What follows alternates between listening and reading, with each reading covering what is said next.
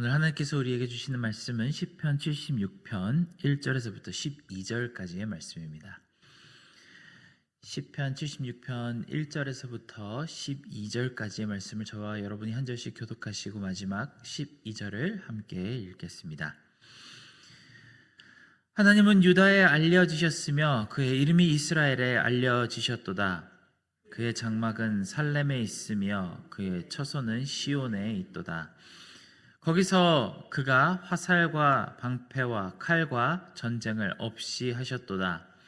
주는 약탈한 산에서 영화로우시며 존귀하시도다. 마음이 강한 자도 가진 것을 빼앗기고 잠에 빠질 것이며 장사들도 모두 그들에게 도움을 줄 손을 만날 수 없도다. 야곱의 하나님이여, 주께서 꾸짖으심에 병거와 말이 다 깊이 잠들었나이다. 주께서는 경외받을 이시니 주께서 한 번 노하실 때에 누가 주의 목전에 서리이까? 주께서 하늘에서 판결을 선포하심에 땅이 두려워 잠잠하였더니 곧 하나님이 땅의 모든 온유한 자를 구원하시려고 심판하러 일어나신 때로다. 진실로 사람의 노여움은 주를 찬송하게 될 것이요 그 남은 노여움은 주께서 금하시리이다. 너희는 여호와 너희 하나님께 서원하고 갚으라. 사방에 있는 모든 사람도 마땅히 경외할 이에게 예물을 드릴지로다. 그가 고관들의 길을 꺾으시리니 그는 세상의 왕들에게 두려움이시로다. 아멘. 오늘의 이 시가 이야기하듯이 우리 하나님은 정말 위대하고 놀라우신 분이십니다. 오늘 시편의 저자는 이런 부분을 크게 강조하며 하나님을 찬양하는 시를 지었습니다. 특히 도저히 이길 수 없는 적군을 물리치시고 백성을 보호하시는 하나님을 경험하면 정말 하나님의 능력을 인정하며 이렇게 찬양할 수밖에 없습니다. 시편 76편의 저자는 이런 하나님을 노래하고 있습니다. 많은 학자들은 이 시가 아수르의 군대로부터 이스라엘을 보호하신 하나님을 경배하기 위해 지어진 시라고 해석합니다. 당시 아수르의 군대는 주변의 모든 나라들을 병합하고 거대한 군대를 조합해서 제국을 차근차근 확장해 나가던 진격의 물결이었습니다. 이 아수르의 침략으로부터 북이스라엘이 멸망했고 그 후 얼마 지나지 않아 커다란 군대가 예루살렘을 향해 진격해왔죠. 그리고 어느 뭐로 보나 이 유다에게는 이 큰 군대를 막아낼 힘이 없었습니다. 하지만 유다 백성들에게는 아수르가 도저히 당해낼 수 없는 비밀 무기가 하나 있었습니다. 바로 여호와 하나님께 의지하는 것이었습니다. 우리가 역사서에서 상세하게 살펴볼 수 있듯이 여호와 하나님께서는 아수르의 여러 침공에서 아주 완벽하게 예루살렘을 지켜내셨습니다. 모든 사람들이 예루살렘의 성벽이 무너지는 것을 예측했지만 결과는 항상 아수르의 커다란 군대가 패주하는 것으로 귀착이 되었습니다. 이 모든 과정과 사건 가운데 하나님의 개입하심과 완벽한 보호하심이 명백하게 드러나니 예루살렘 성 안에 있는 사람들은 하나님의 보호하심을 찬양할 수밖에 없었습니다.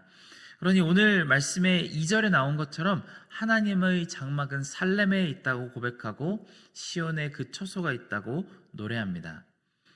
여기서 나오는 살렘은 예루살렘을 뜻하는 단어입니다. 예루살렘은 평화의 도성이라는 뜻을 가지고 있는데 이 도시가 평화로울 수 있는 이유가 있다면 분명 하나님이 그곳에 계시기 때문입니다. 그리고 시온은 하나님의 거룩한 성전이 있는 산입니다. 그러니 하나님이 이 성읍에 임하시는 동안에는 분명 그 백성들은 아무것도 두려워할 것이 없었습니다. 우리에게도 이런 진리는 동일하게 적용됩니다. 하나님은 유다와 그 백성들에게만 피난처가 꺾이지 않는 보호자가 되시는 것이 아니라 믿는 우리 모두에게 피난처가 되십니다. 그 주변에 아무런 문제가 없기 때문이 아니라 아수르와 같이 도저히 힘으로 이겨낼 수 없는 어려움이 눈앞에 있음에도 불구하고 평화를 유지할 수 있는 가장 현실적이고도 완벽한 해결책이 되어주십니다. 지금 현대사회에도 우리 힘으로 어쩔 수 없는 수많은 어려움과 위협이 있지만 그 가운데서 하나님은 우리에게 피난처가 되어 주십니다. 2025년에 들어와서 우리는 그 어느 때보다도 더 위험하고 어려운 시기를 마주하고 있습니다. 지난 주말에만 미국에서 2,000건이 넘는 반정부 시위가 있었다고 하고, 정부는 화합을 강조하는 대신 군사력을 과시하며 시위대 병력에 군을 파견하는 일이 있었다고 합니다. 경제적인 측면에서 또한 나날이 도저히 예측할 수 없는 흐름을 보이고 사람들의 마음에는 불안이 크게 자리 잡고 있습니다. 그 와중에 예전에 일어났던 전쟁은 점점 더 갈등이 고조되는 반면 새로운 갈등에 그리고 전쟁이 시작되고 있다는 뉴스가 연일 들려오고 있습니다. 이제 막 2025년이 절반을 지나고 있는 시점인데 사람들은 벌써 2025년에 키워드를 설정해서 부르고 있다고 합니다. 바로 그것은 불확실성입니다. 경제계 종사자들 중 80% 이상이 올해는 불확실성에 해다라고 대답했고, 정치와 외교의 여러 가지 문제에서도 역시 마찬가지 의견이 들립니다. 우리에게 평화의 시기는 이미 지나갔으며 세계는 새로운 갈등 국면으로 들어가고 있다고 많은 사람들이 이야기합니다. 이럴 때 우리는 무엇을 할 수 있을까요? 모든 각도에서 개인의 힘으로는 이 물줄기를 변화시킬 수 있는 방법이 전혀 보이지 않습니다. 그럴 때 우리에게 주어진 비밀 병기가 바로 옛 유다 백성들이 가졌던 비밀 병기와 같습니다. 바로 여호와를 의지하는 것입니다. 아수르가 군대를 끌고 오지 않아서가 아니고 그들의 성벽 문을 두드리고 있는 그 순간에도 여전히 하나님께서 그 유다 예루살렘의 성벽을 지키시는 능력이 되셨듯 온 세계로가 평화롭고 풍요를 향해 나아가고 있어서가 아니라 모든 것이 불확실하고 두려운 소식이 가득할 그때에 백성들을 지키는 하나님의 능력을 의지하는 것이 우리에게 능력이 됩니다. 그런데 여기서 우리는 한 가지 새로운 시각으로 이 시편을 바라보아야 하는 점이 있습니다. 시편은 사실 5권의 시집 모음으로 아주 중요한 목적을 가지고 큐레이션 되어 있는 책입니다.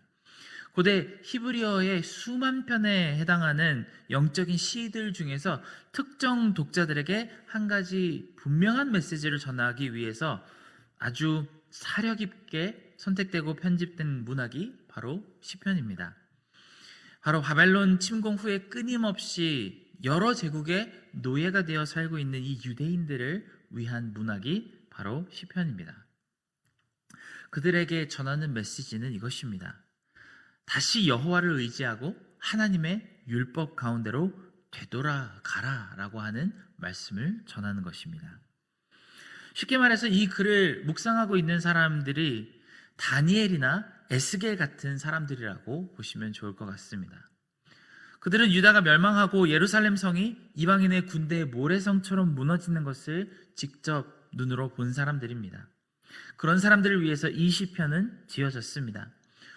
그 왕가의 자손들이 포로로 끌려가고 다윗의 자손으로 세워진 그 왕이 눈이 뽑히고 처형당하는 것을 직접 눈으로 본 사람들을 위해 이 시편이 지어졌습니다. 그 후에는 수년에 걸친 포위 작전으로 심각한 기근 때문에 예루살렘 성읍 안에서, 이 평화의 성읍 안에서 그 주민들이 자기 자식을 잡아먹었다는 소식을 들었습니다. 이런 사람들을 위해 이 시, 방금 우리가 읽었던 시가 76번째 시편으로 편집이 되었습니다. 어떤 의미에서 보면 오늘 이 시편은 이 독자들이 처한 상황과는 정반대의 상황을 노래하고 있습니다. 포로기에 놓인 사람들에게는 하나님이 3절에서처럼 화살과 방패와 칼과 전쟁을 없애지 않으셨으며 9절에서처럼 땅에 온유한 자를 구하려고 일어서시지도 않으셨습니다. 그리고 우리는 성경을 곰곰이 읽어보면 그 이유를 충분히 이해할 수 있습니다. 더 이상 2, 3절에서처럼 하나님의 영이 예루살렘과 시온산에 거하지 않으시기 때문입니다. 백성들이 하나님을 더 이상 의지하지 않게 되고 그의 율법을 주야로 묵상하려고 애를 쓰지 않게 되자 일어난 일입니다. 그래서 에스겔의 환상 중에서는 하나님이 바퀴가 달린 커다란 보좌 위에 앉으신 채로 이 평화의 도성 위를 떠나버리셨습니다. 하나님이 계실 때와 그렇지 못한 때 예루살렘 성은 완전히 다른 장소가 되었습니다. 하나님이 계실 때의 예루살렘은 세상의 어느 나라보다 부유하고 풍요하며 만국의 보화와 지혜가 들어오는 빛나는 성읍이 되었습니다. 반대로 하나님이 떠나셨을 때는 황무지와 같고 죽음이 가득한 도성이 되었습니다.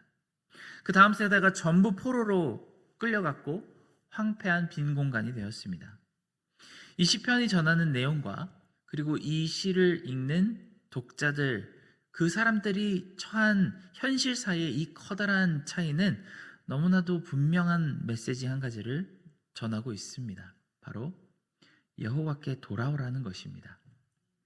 11절에는 그것을 이렇게 표현을 합니다. 너희는 여호와 너희 하나님께 서원하고 갚으라. 사방에 있는 모든 사람도 마땅히 경외할 이에게 예물을 드릴지로다 라고 합니다. 마땅히 경외할 이에게 제사와 예물을 드리지 않은 백성들, 그래서 모든 소유가 다 먼지가 되어버린 이 백성들이 이 말씀을 읽을 때 과연 어떤 마음이 들었을까요? 이 극도로 아이러니한 말씀과 현실의 차이는 이 시를 읽는 독자들에게 깊은 회개를 불러일으킵니다. 우상에게 절했던 과거의 모습과 하나님을 경외하지 않았던 죄악이 드러나게 하는 시편이 바로 오늘의 말씀 가운데 있습니다. 오직 하나님만 섬기겠다고 서원했던 옛 조상들의 약속을 철저하게 지키지 않았다는 그 진실을 마주하게 되며 이제 당한 모든 재앙이 바로 자신들의 허물 때문으로 일어났다는 사실을 깨닫게 합니다. 우리는 어떻습니까? 우리도 성경을 볼 때 여러 축복의 말씀과 하나님의 긍휼하심, 그 놀라운 능력을 살펴볼 수 있습니다. 그럴 때 우리는 어떤 묵상을 하게 되십니까? 우리는 그것을 한껏 누리고 있기에 너무나도 감사한 마음이 올라오십니까? 아니면 이 성경 말씀 속에 이 말씀과 내 현실 차이에 커다란 갭을 보고 지극히 안타까운 마음이 드십니까?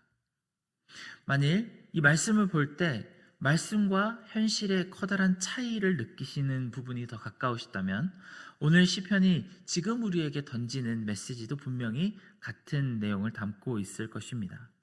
너희는 여호와 너희 하나님께 서원하고 갚으라. 사방에 있는 모든 사람도 마땅히 경외할 이에게 예물을 드릴지로다 라고 하는 이 말씀이 바로 성령님께서 오늘 우리에게 전하시는 음성이 될 줄로 믿습니다. 이 새벽에 우리는 여호와께 돌아가는 심령을 회복시켜 달라고 함께 기도합시다. 세상이 불안정하고 어려우며 고통스러운 것이 우리 마음을 괴롭게 한다면 그것은 사실 이상한 것이 아닙니다. 세상은 원래 항상 그래왔고 앞으로도 그렇게 될 것이 분명합니다. 하지만 우리가 하나님을 의지하며 오직 주의 도우심을 바라는 그 지혜를 잘 활용한다면 우리는 반드시 이 시편의 메시지와 같이 크신 하나님의 능력을 찬양하게 될 것입니다. 함께 기도하겠습니다.